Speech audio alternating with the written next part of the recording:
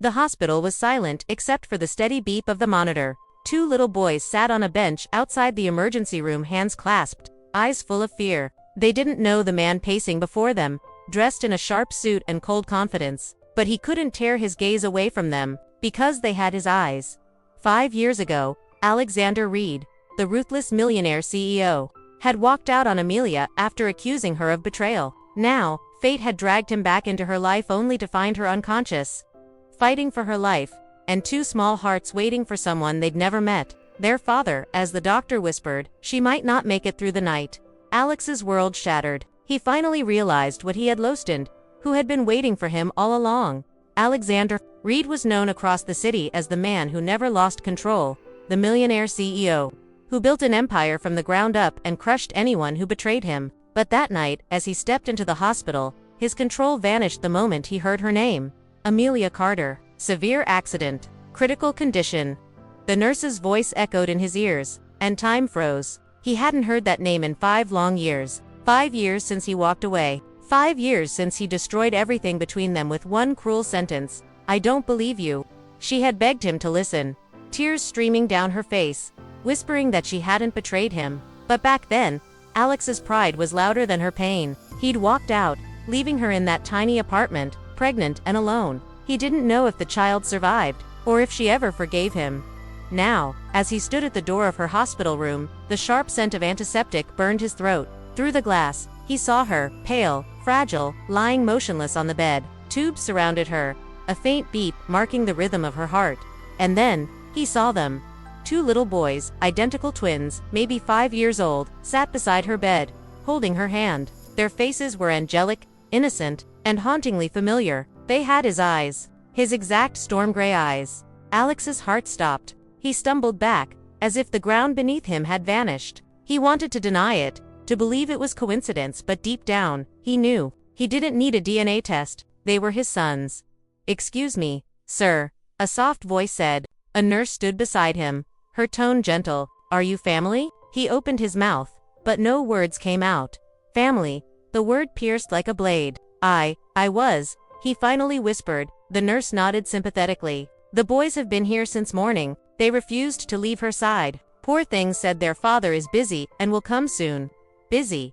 That one word crushed him. He had been busy the day she begged him not to go. Busy the day she probably gave birth alone. Busy while his sons learned to walk, talk, and laugh without him.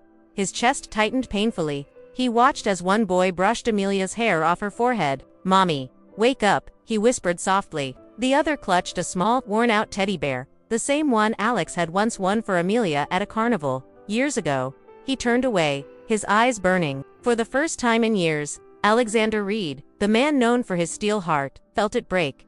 An older woman walked in then, carrying a small lunchbox. Her hair was gray, her face kind. "Boys," she said gently, "eat something." "Okay." The twins shook their heads. "Grandma," one whispered, "Mommy's still sleeping." Alex froze. Grandma. That meant Amelia's mother. Mrs. Carter's eyes finally met his. The shock on her face turned to fury. "You have some nerve coming here," she hissed. Double quotes Mrs. Carter. He began, his voice raw. "No," she snapped. "You don't get to say her name. You left her, Alexander. You didn't even come when she almost died giving birth to your sons." His world tilted. She had twins. She had your sons. Mrs. Carter spat. "And when she couldn't reach you, she raised them alone. She told them their father was a good man who was just far away. She lied for you." Alex's knees nearly gave out. He looked at the small boys again, their matching sweaters, their sleepy eyes, their unshakable faith that their dad would come for them. "Can I see her?" he whispered. Mrs. Carter hesitated, pain softening her expression. "She's in a coma. The doctors aren't sure if she'll wake up." Her words sliced through him like glass. He walked closer to the bed, his trembling hand reaching out to touch Amelia's fingers. Cold, too cold. "Amelia," he whispered, voice breaking, "I was wrong." The boys looked up, confused. "Who are you?" one of them asked shyly. He knelt beside them, struggling to speak. I'm someone who hurt your mom, but I'm here now." The little one looked up with wide gray eyes, his eyes, and said softly, "Then help her wake up." Alex's heart shattered. He had spent years building skyscrapers, making billions, being untouchable, but here, beside a fragile woman and 2 small boys, he realized how empty he'd been. He stayed there all night. When the boys fell asleep, he didn't leave. He sat by Amelia's side, holding her cold hand, whispering the apology she could no longer hear. The man who once thought love was weakness finally understood it was the only thing worth fighting for. The next morning, sunlight crept softly through the blinds, painting faint gold lines across the sterile white hospital walls. Alexander Reed hadn't moved all night, dark circles carved beneath his eyes, his expensive suit wrinkled, his heart heavier than it had ever been. For hours, he had sat by Amelia's bedside, replaying every cruel word he'd said to her, every missed call. Every year he chose his pride over her love. A small voice broke the silence. "Mister, are you still here?" Alex looked up. One of the twins, Noah, stood beside him, rubbing his eyes sleepily, clutching the teddy bear again. "Yes," Alex whispered, forcing a smile. "I didn't want to leave your mom alone." Noah tilted his head. "You talk like you know her." His throat tightened. "I knew her better than anyone, but I didn't know how much she mattered until it was too late." Before the boy could reply, the door creaked open. Mrs. Carter walked in with breakfast, her expression still cold but less sharp. "You should go home, Mr. Reed. This isn't your place anymore."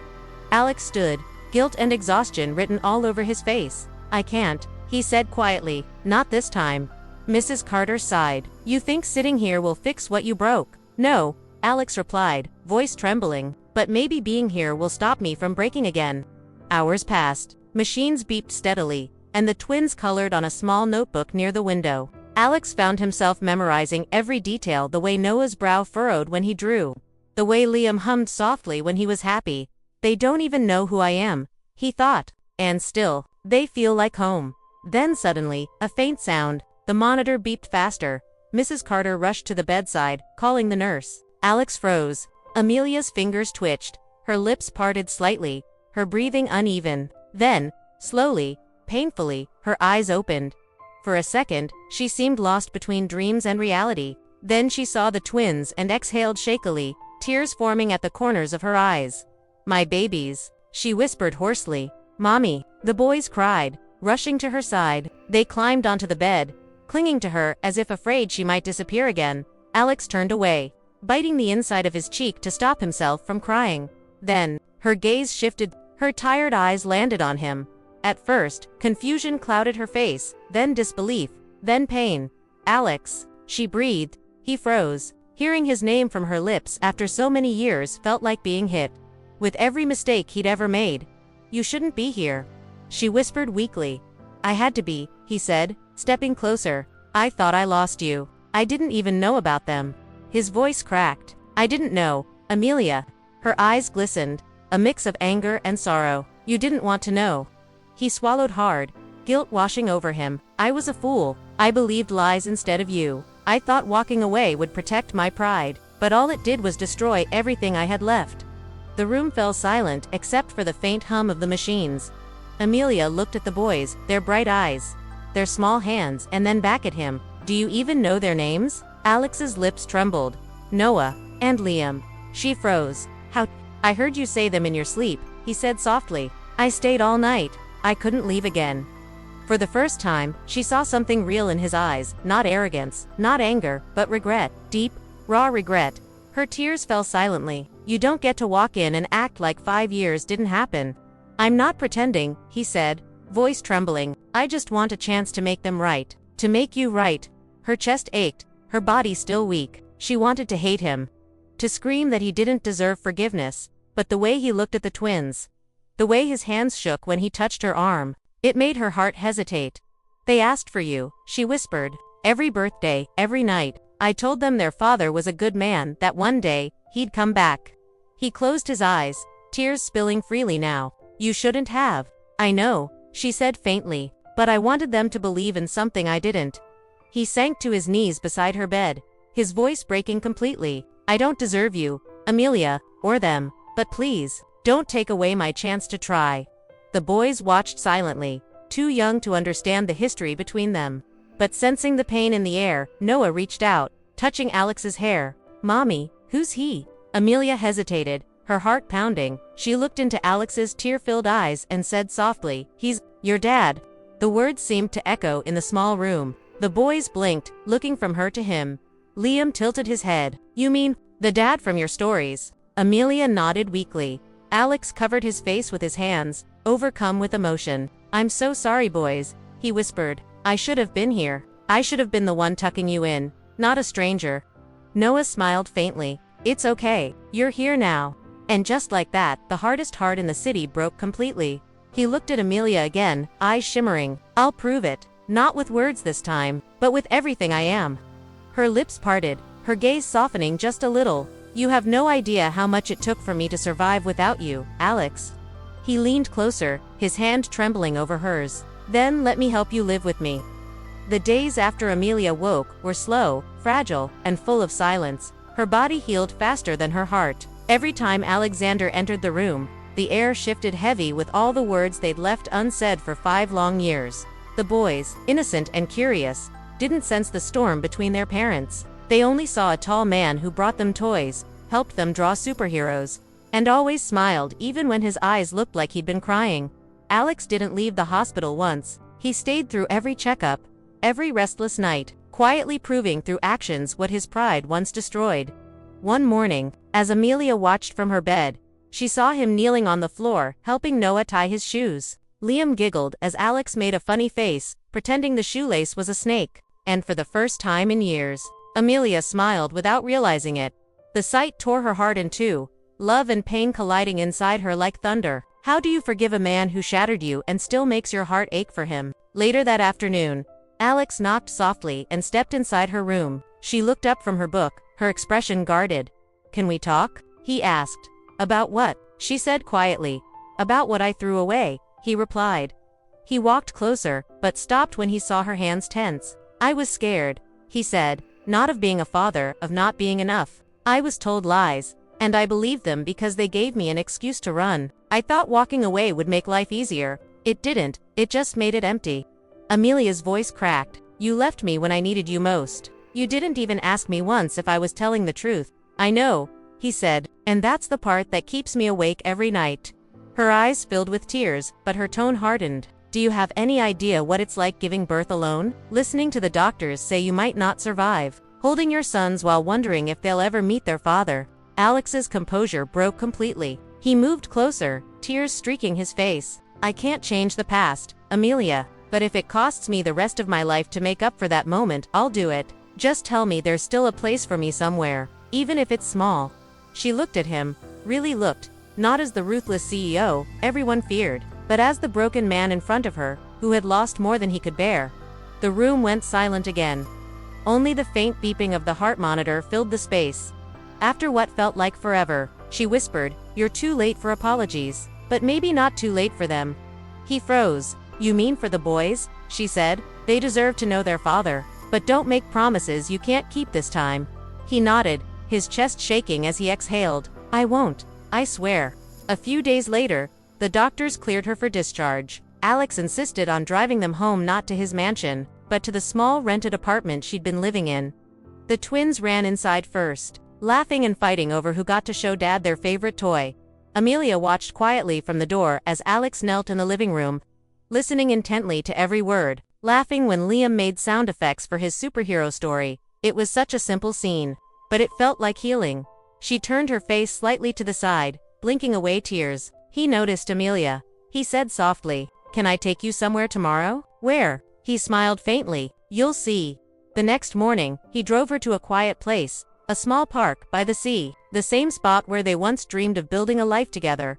When they arrived, the ocean breeze brushed against their faces. Alex reached into his coat pocket and handed her a worn envelope. She frowned, confused, then opened it. Inside was a letter written in his handwriting, old and slightly faded. I wrote this the night I left, he said, voice low. I never sent it. I couldn't face my own words back then, but I think you deserve to read them now. She unfolded it carefully. His handwriting trembled across the page. If you're reading this, I'm sorry. I'm scared of losing control, of being weak, of being a father. You deserve better than the man I am right now, but if I ever become someone worthy of you, I'll find my way back. Tears rolled silently down her cheeks. She looked up at him. And did you? He took a deep breath. I'm trying, Amelia, every single day since I lost you. She stared at him for a long time. The man she once hated, the man she once loved, The man who had finally fallen to his knees, not out of guilt, but out of truth. Then, finally, she whispered, "Maybe we both deserve a second chance." He blinked, unsure if he heard her right, but before he could respond, Noah and Liam came running toward them, laughing and shouting, "Mommy, Daddy, look, we found seashells." The moment froze, the wind, the sunlight, the laughter. Amelia smiled through her tears, looking at Alex as he lifted both boys into his arms, and for the first time, she saw what love looked like after forgiveness, raw, imperfect, but real.